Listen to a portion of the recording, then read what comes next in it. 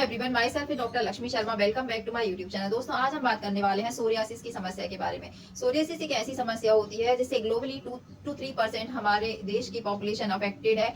Psoriasis के लिए काफी सारे ट्रीटमेंट अवेलेबल हैं। लोग कई बार बायोलॉजिकल ट्रीटमेंट यूज करते हैं, स्टेरॉइड्स लंबे समय तक लेते हैं। तो ये जो समस्या है कुछ टाइम के लिए सबसाइड हो जाती है, लेकिन जब इसका जो है रिकरेंस बार बार होता रहता है तो पेशेंट को काफी ज्यादा प्रॉब्लम फेस करनी पड़ती है। तो आज मैं आपको ऐसी मेडिसिन बताऊंगी होम्योपैथी में जो सोरियासिस के लिए काफी यूजफुल होती हैं। साथ ही अगर आप सोरियासिस का ट्रीटमेंट किसी होम्योपैथिक कंसल्टेंट से आप मेडिसिन सिलेक्ट करके कॉन्स्टिट्यूशनली इसका ट्रीटमेंट लेते हैं तो आपको परमानेंट क्योर के 100% चांस होते हैं और ये जो प्रॉब्लम है पूरी तरह से क्यूरेबल होती है होम्योपैथिक ट्रीटमेंट के द्वारा। इस वीडियो में मैं आपको बताने वाली हूँ कि सोरियासिस क्या होता है, इसके क्या क्या कारण होते हैं, क्या क्या लक्षण आपके शरीर में देखने को मिलेंगे जब सोरियासिस की प्रॉब्लम होगी। साथ ही जानेंगे इसके बेस्ट होम्योपैथिक ट्रीटमेंट के बारे में। अगर आप मेरे वीडियो को पहली बार देख रहे हैं, वीडियो पर नए हैं तो चैनल को सब्सक्राइब जरूर करें। वीडियो बहुत ही इंफॉर्मेटिव है, इसलिए वीडियो को बिना स्किप किए एंड तक जरूर देखें। तो चलिए शुरू करते हैं। सोरियासिस एक प्रकार का ऑटो इम्यून डिसऑर्डर होता है। सोरियासिस एक ऐसी कंडीशन होती है जब हमारी हेल्दी सेल जो है हमारे इम्यून सिस्टम के हाइपर रिस्पॉन्सिव होने के कारण हेल्दी सेल्स को वो अटैक करने लगता है और हेल्दी सेल्स जो है उनमें ओवर ग्रोथ होने लगती है, या जो सेल्स हैं वो जल्दी जल्दी डिवाइड होने लगती हैं, जिसके कारण हमारी स्किन जो है वो मल्टीप्लाई होती है और स्किन पर थिक क्रस्टी लेयर्स जो है वो फॉर्म होने लगती है। धीरे धीरे हमारी स्किन बहुत ज्यादा मोटी होने लगती है। कई बार इसमें बहुत सीवियरली इचिंग होती है, बर्निंग होती है वहां पर, और साथ ही साथ स्किन झड़ने लगती है मोटी होकर। इस कंडीशन को हम सोरियासिस कहते हैं। सोरियासिस एक प्रकार का ऑटो इम्यून डिसऑर्डर होता है। जो इम्यून सिस्टम हमारा होता है इस कंडीशन में हाइपर रिस्पॉन्सिव हो जाता है, जिसके कारण मिस्टेकनली हमारी हेल्दी सेल्स को अटैक करता है।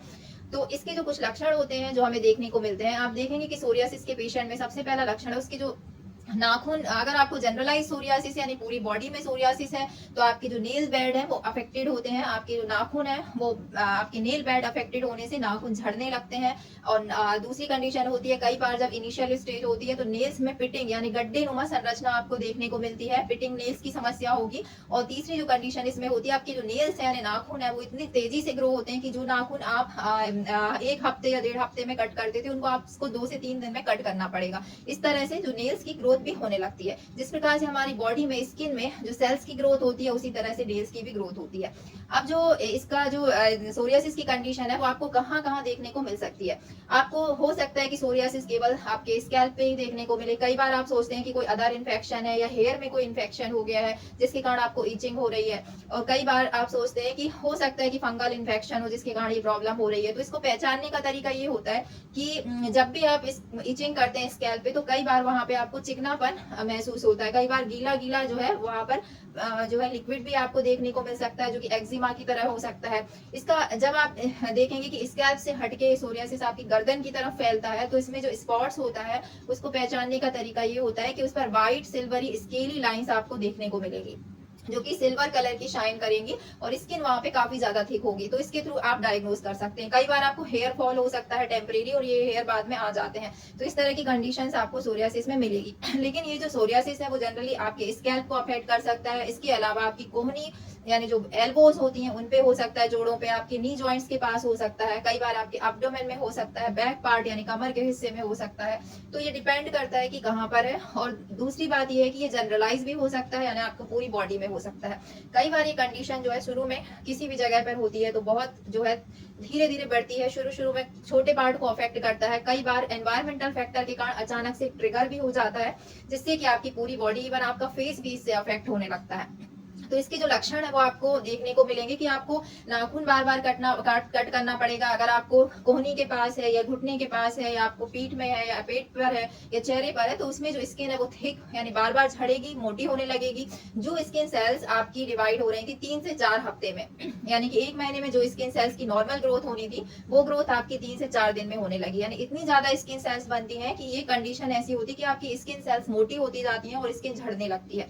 तो इस तरह के लक्षण आपको ऑल ओवर द बॉडी मिलेंगे। साथ ही इसके जो लक्षण है, आपको बहुत ज्यादा इचिंग होगी, बहुत ज्यादा आप खुजली करेंगे, इसका सबसे पहला लक्षण होता है। साथ ही वहां पे बर्निंग होगी। बर्निंग या जलन इसलिए होता है कि जब आप इचिंग करते हैं तो उसमें जलन भी होती है और वो जगह जो है वो इन्फ्लेम्ड हो जाती है, वहां पे इरिटेशन प्रोड्यूस होते हैं, इसलिए वहां पे रेडनेस, इन्फ्लेमेशन भी वहां पे प्रेजेंट रहता है। तो इस तरह के आपको लक्षण देखने को इसमें मिलते हैं और ये इसकी पहचान होती है व्हाइट सिल्वरी लाइंस के थ्रू आप इसको पहचान सकते हैं। अब बात करेंगे दोस्तों इसके बेस्ट होम्योपैथिक ट्रीटमेंट के बारे में। मैं यहाँ पे 3 होम्योपैथिक ऐसी मेडिसिन बताने जा रही हूँ जो कि आपको सोरियासिस में काफी हद तक आराम दे सकती हैं। लेकिन अगर आप पूरी तरह से सोरियासिस को खत्म करना चाहते हैं तो आप किसी अच्छे बेस्ट होम्योपैथिक फिजिशियन से एडवाइस लें और साथ ही साथ आप एक बेस्ट कॉन्स्टिट्यूशनल मेडिसिन इसके लिए सिलेक्ट कराएं as per your symptom totality. तो उसके अकॉर्डिंग आपको परमानेंट क्योर करने में हेल्प मिलेगी। फिर भी आप इन दवाओं का प्रयोग कर सकते हैं जो कि सोरियासिस में काफी यूजफुल होती हैं, जो कि मैं आपको यहाँ पर बताने जा रही हूँ। क्योंकि पर्टिकुलर पर्सन की जो हिस्ट्री होती है, उसके जो सिम्टम्स होते हैं, वो हर पर्सन से जो है वो डिफर करते हैं। इसलिए जो होम्योपैथी में अगर आप कॉन्स्टिट्यूशनल मेडिसिन के साथ इन दवाओं का प्रयोग करेंगे तो आपको परमानेंट क्योर करने में हेल्प मिलेगी। सबसे पहली जो होम्योपैथिक मेडिसिन है वो है आपकी पेट्रोलियम। पेट्रोलियम जो होम्योपैथिक मेडिसिन है उसको आपको 30 पोटेंसी में यूज करना है और आपको इस दवा की 4-4 बूंद डायरेक्ट टंग यानी जीभ पर आपको डालना है। इस तरीके से आपको सुबह शाम 2 बार यूज करना है। अगर आपकी स्किन बहुत ज्यादा ड्राई हो रही है, बहुत रूखी सूखी हो रही है और इवन आप अच्छा मॉइस्चराइजर भी यूज करते हैं तो भी स्किन में ड्राइनेस खत्म नहीं होती, तब पेट्रोलियम जो होम्योपैथिक मेडिसिन है बहुत यूजफुल होती है। आपकी स्किन क्रैक्स को कम करती है, स्किन की ड्राइनेस को कम करने में यूजफुल होती है। तो इस दवा को आपको 1 से 1.5 महीने लगातार प्रयोग करना है।